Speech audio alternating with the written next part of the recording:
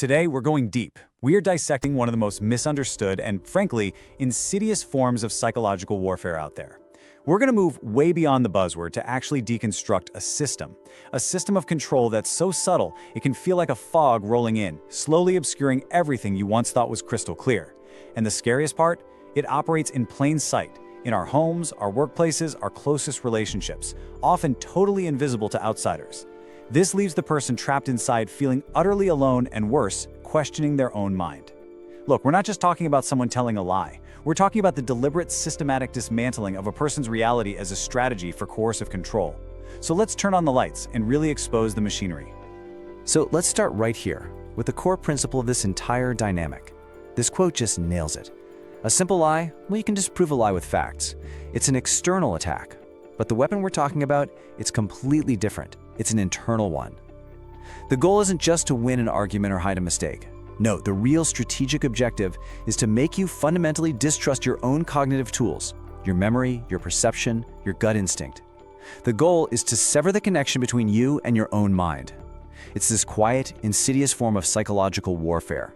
Because the battlefield isn't the conversation, the battlefield is your own consciousness. And once you start to believe your internal compass is broken, you have no choice but to rely on the one that's handed to you by your manipulator. And this is where we hit the first critical and, frankly, counterintuitive insight, what I like to call the empath's paradox. The common assumption is that this tactic preys on people who are weak or insecure or maybe just not that bright. But the reality? It's the exact opposite. This system is actually engineered to be most effective against the most thoughtful, empathetic, and self-reflective people. So why? Why would that be? Well, think about it. A conscientious person's default setting is to seek harmony and understanding. When they're faced with a conflict, their first instinct is to look inward. They are willing to entertain the possibility that they are the ones who are wrong, that they misremembered, that they overreacted. And this capacity for self-critique, this incredible intellectual and emotional honesty, that is the very quality the manipulator exploits. They use your strength as a lever to pry open the door to your mind. Your willingness to give them the benefit of the doubt becomes their number one weapon. So, that brings us to the central mystery we're going to solve here. If this system is so powerful and causes such profound damage, how does it operate, often for years, completely in plain sight? How is something as fundamental as a person's reality systematically dismantled and replaced with someone else's, often within the supposed safety of our most intimate relationships? Well, the answer is that it's not random. It's not just a series of bad arguments. It is a structured, predictable, and repeatable process. It is a machine with distinct parts. And in the next few minutes, we are going to take that machine apart piece by piece. Here's our game plan. First, we'll dig a little deeper into the empath's paradox. Then we'll dismantle the three-stage control system. After that, we'll look at the psychology of the trap to understand why it's so powerful. And then we'll get practical. We'll talk about forging your reality anchor and finally executing the strategic disengagement. All right, first up, the empath's paradox. Before we can even start to understand the system, we have to understand the environment it needs to thrive in. And this isn't about external stuff, it's all about the internal landscape of the target. We're going to explore exactly how a person's most admirable qualities, their empathy, their conscientiousness, their willingness to reflect on their own behavior, are systematically identified and then turned into weapons against them. Let's be crystal clear about the real goal here. This is not about winning a single argument about who is right or wrong. The goal is so much bigger. It is about establishing coercive control. Imagine you're a ship's captain. The manipulator isn't trying to argue with you about where the ship is going. They are trying to secretly break all your navigational equipment, your compass, your charts, everything. The strategy is to create a state of perpetual instability and confusion, to keep you so off-balanced that you lose faith in your own ability to navigate reality. And when you can no longer trust your internal compass, you become desperate for any external guide. And that is when the manipulator offers you theirs. That's the moment fundamental control gets transferred. You know, if you've ever been on the receiving end of this system, these points on the slide, they're not going to be theoretical. They're going to feel like a diagnosis. This isn't just an intellectual exercise. It's a lived, visceral experience. Let's talk about what that really feels like. It's that chronic, crippling confusion, like a constant mental fog you just can't see through. It's being repeatedly told you're too sensitive or crazy, which are labels specifically designed to invalidate your legitimate emotional responses. It leads to this profound decision paralysis, where even tiny choices like what to eat for dinner feel monumental because you've completely lost trust in your own judgment. And over time, this just erodes your sense of personal agency, making you feel like a ghost in your own life. And it creates that exhausting, soul-crushing habit of constantly needing to check with other people, asking friends, did that really happen the way I remember it? Am I overreacting? It is, in every sense of the word, a state of psychological siege. Okay, so we've established the internal experience. Now let's move from the symptoms to the cause. We're shifting gears from the emotional to the mechanical. In this section, we're going to put on our strategist hats and map out the architecture of control. This isn't magic, it's a process, and we're going to break down the three-stage system that allows for the systematic transfer of reality from one person to another. This right here is the engine of the entire system, the gaslighting loop. Now, on the screen, it looks like a simple three-step progression, but its power is in its relentless, cyclical application. It kicks off with disbelief, escalates into a state of managed confusion, and is designed to culminate in dependence. It's so important to understand that this is not a series of random arguments. It's a deliberate and repeatable process, a psychological formula with one specific goal: to systematically erode your self-trust over time. So now, let's dissect each stage of this operation. Stage 1, disbelief and denial. This is the point of entry. It's the initial breach, and it almost always begins with something small, something that seems insignificant. A verifiable fact, a clear memory of a promise that was made, or an action that was taken.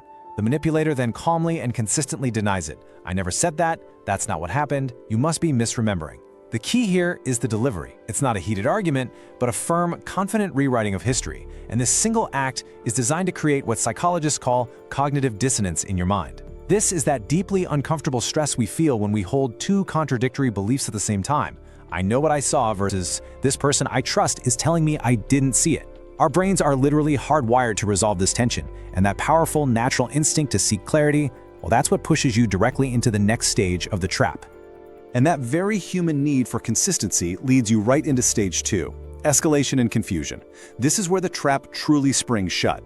When you, quite reasonably, push back against that initial denial, maybe you present evidence like a text message, or you just restate your memory, the manipulator executes a brilliant tactical pivot. They shift the battlefield. They stop debating the fact and start attacking your character for even bringing it up. So the conversation is no longer about what happened. It is now about your sanity, your motives, your stability. You'll hear phrases like, "Why are you so obsessed with this one little thing?" Or "You're just trying to start a fight." Or the all-time classic, "You sound crazy right now." Your legitimate attempt to find the truth is expertly reframed as evidence of your emotional instability. And this creates a powerful conditioning loop. Every time you seek truth, you are met with psychological punishment.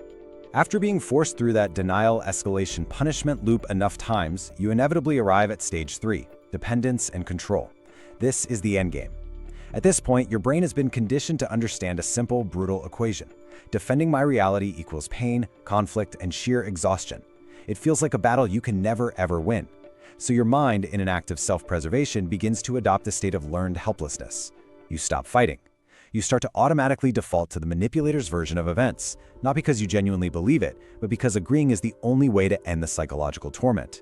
And, in a bitter twist of irony, the distorted reality they have manufactured becomes the only stable ground available, the only path to peace in the storm of confusion they themselves created. This is the moment control is fully transferred. This slide just perfectly illustrates the central misdirection, the sleight of hand at the heart of this entire system. You are led to believe that you are arguing about the content, about the facts, the timeline, what was said or done. But that is not the real argument. The argument you are actually having, the one taking place on a subconscious level, is a covert power struggle over a much bigger prize. Who has the authority to define what is real? And once you grasp this, everything changes. You realize that bringing more evidence, arguing more logically, trying to prove the facts, it's all a trap. You're playing the wrong game. The content is just the pretext. The real objective has always been control. So we've mapped the architecture of the trap. We know the 3 stages. But that leads to the next critical question. Why does it work so well? Why would a smart, self-aware person fall for this? What is happening on a deep psychological level that makes us so vulnerable? In this section, we're going under the hood to look at the psychological engine, the specific human needs and cognitive biases that this system is expertly designed to exploit. You know, one of the most powerful psychological mechanisms at play here is called intermittent reinforcement. You can think of this as the psychological superglue that holds this toxic dynamic together. If the manipulator were abusive and invalidating 100% of the time, the choice to leave would be simple, right? But they aren't. The abuse is punctuated by these unpredictable, intermittent moments of kindness or affection or praise. These are the good times that provide just enough hope to keep you hooked. It's the exact same principle that makes slot machines in Vegas so powerfully addictive. It's not the constant winning that keeps people pulling that lever, it's the unpredictability of the win. That tiny sliver of hope that the next pull will be the jackpot is what creates this powerful behavioral bond, tying you emotionally to the very source of your pain and confusion. This table gives us a really clear schematic of the psychological attack. Let's just walk through it. First, you've got the tactic of constant denial. This directly exploits our fundamental, hardwired human need for a stable and consistent reality. Our brains are prediction machines. When the basic facts of our world become unreliable, it triggers deep-seated anxiety and a desperate need to re-establish order. Next, ambiguity and shifting facts. This tactic targets our brain's processing limits. Constantly having to re-evaluate what is true keeps you in a state of high cognitive load. It's mentally exhausting, like trying to solve a complex math problem that has no answer, for hours on end. Eventually, your brain just craves relief, and simply agreeing becomes the path of least resistance. Third, character attacks. Being called unstable or crazy or too emotional, this exploits one of our deepest fears, the fear of identity threat. We all want to see ourselves as rational, stable people. When that identity is attacked, our instinct is to do whatever it takes to prove it's not true, which often means complying with a manipulator's demands just to appear calm and rational. And finally, as we just covered, intermittent kindness. This preys on our most basic need for attachment and approval. Those small moments of warmth act as a powerful motivator, keeping us bonded to the relationship, always hopeful that we can get back to the good person we know is in there somewhere. Okay, we've analyzed the problem, the system, and the psychology. Now we pivot. This section is all about application. It's about moving from being a target to being a strategist. So, how do you build a counter system? How do you forge an anchor in the storm of a manufactured reality? Here it is, the defensive protocol. This is a practical, three-step process designed not to change the manipulator, let's be clear about that, but to neutralize their system. The core principle here is a massive shift in your objective. You are no longer trying to win the argument. You are now focused on refusing to play the game by their rules. The steps are: recognize the signal, privatize the truth, and deliver the reality statement. This isn't about emotional reaction. It's all about strategic action. Step 1. Recognize the signal. This is the most important step, and it happens entirely inside of you. You have to become a master at recognizing a specific internal feeling. It's that hot, urgent, compulsive feeling that floods your body, that desperate need to defend yourself, to correct the record, to prove that you are right about a simple fact or memory. It feels like an injustice you have to correct right now. The moment you feel that emotional surge, that is your internal alarm bell. That is the signal that the system has been activated and you are being pulled into the game. And your first, most powerful countermove is to do nothing. Do not take the bait. Do not engage the argument. You have to remind yourself, the game is not the game. Step 2. Privatize the truth. This is about building your external defense system. The verb here is critical, privatize. This means you completely abandon the goal of getting the manipulator to agree with your reality, and you start documenting it rigorously for yourself. This documentation becomes your objective reality anchor. Use a tool that's secure and private, a password-protected note app, a private journal, an email to yourself. Be specific. Write down dates, times, exact quotes. The act of writing it down solidifies it in your own mind. Now, this is the most important part. This record is not for them. It is not evidence you're going to use in a fight later.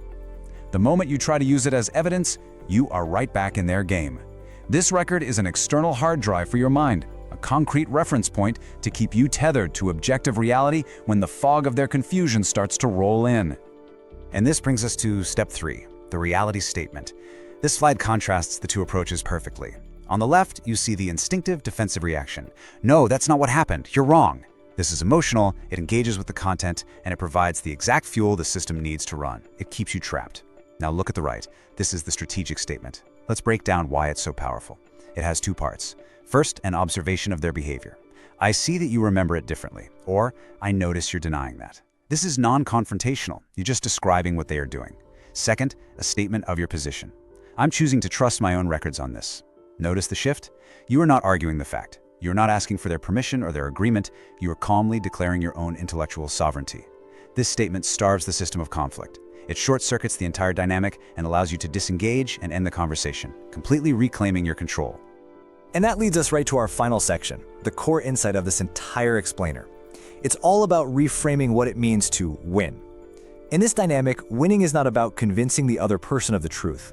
Winning is about disengaging from the battle for reality and reclaiming your own. This is perhaps the single most important realization you can have. I really want you to let this sink in. Every ounce of energy you have spent arguing the facts, every sleepless night you've had replaying conversations, all of the emotional turmoil, it was all based on a false premise. You were fighting a battle that was never, ever about the truth.